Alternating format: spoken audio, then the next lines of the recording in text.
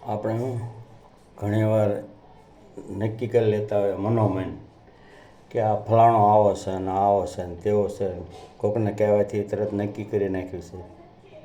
ઉતાવળું ન થઈ જાય કોઈ માણસને જાણ્યા પહેલાં. એમાં એક બેને નોળિયો પાડ્યો ઘેરે, તે દૂધ પાય ને હાંસવે ને એવું બધું કરે. બેનને એકવાર પાણી ભરવા જવાનું થયું અને નાનું બાળક હતું. નાનું બાળક છે એ ઘોડીયામાં સૂતું હતું. એ કે જો હું પાણી ભરવા જઈશ તો નોળિયો હાંસવશે, અને એ કે વાંધો નહીં, દૂધ પાઈને મોટો કરેલો નોળિયાને, ઘરની જેમ ધ્યાન રાખતો. પછી એને વિચાર આવ્યો કે એને નોળિયાને રેઢો બાળકને મૂકીને તો જાઉં છું, પણ નોળિયાનો બહુ વિશ્વાસ કરાય નહીં, કે છતાં હાલને મૂકીને જાઉં છું એના ભરોસે. એમાં પાણી ભરવા ગઈ બેન. પાણી ભરીને આવતી હતી, એમાં રસ્તામાં એને વિચાર આવ્યો કે બાળકને રેઢો તો મૂક્યો છે, પણ નોળિયાનો વિશ્વાસ ન કરાય. હિંસક પ્રાણી તો ખરું ને, કદાચ છોકરાને મારી પણ નાખે.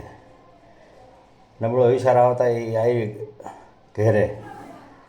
એમાં એ અરસામાં એક નોળિયો યારુને ભાળી ગયો. યારુ ઘોડીયા ઉપર ચડતો હતો. નોળિયાને એમ કે આ નક્કી બાળકને મારી નાખશે, કે મારી માલકીન ઘેરે છે નહીં, જવાબદારી મારી છે. તે નોળિયો પછી ચડ્યો ઉપર અને યારુને નીચે પછાડીને મારી નાખ્યો અને કટકા કરી નાખ્યા.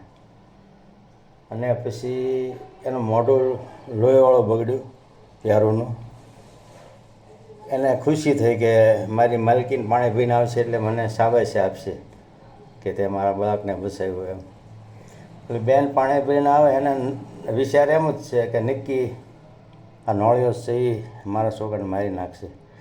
એમાં બહાર આવીને નોળિયો ઊભો રહ્યો દરવાજા ઉપર, કે મને શાબાશી આપશે કે નહીં તે મારા બાળકને બચાવ્યું છે.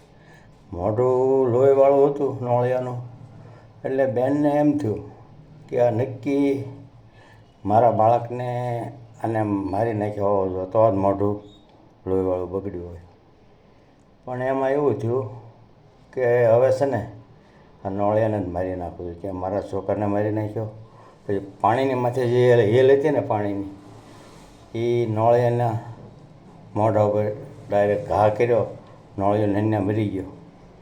પછી બહાર ઝડપથી આવે અંદર, ઘોડિયામાં જુએ તો છોકરો રમતો હતો અને યારુના કટકા જોયા. પછી તો બાઈને બહુ પછતાવો થયો કે મેં આ નિર્ણય ઉતાવળો લીધો. નોળિયાને મારવાની જરૂર નહોતી. મારા છોકરાને બચાવ્યો, છતાં મેં નોળિયાને મારી નાખ્યો. મારે પહેલાં ઘરમાં આવવાની જરૂર હતી અને બાબલાને જોવાની જરૂર હતી શું થયું છે. ઉતાવળો નિર્ણય લઈ અને નોળિયાને મેં મારી નાખ્યો. મેં બહુ મોટી ભૂલ કરી છે. એટલે આપણે છે ને કોઈ પણ માણસને જાણ્યા પહેલાં એના વિશે કાંઈ બોલવું નહીં.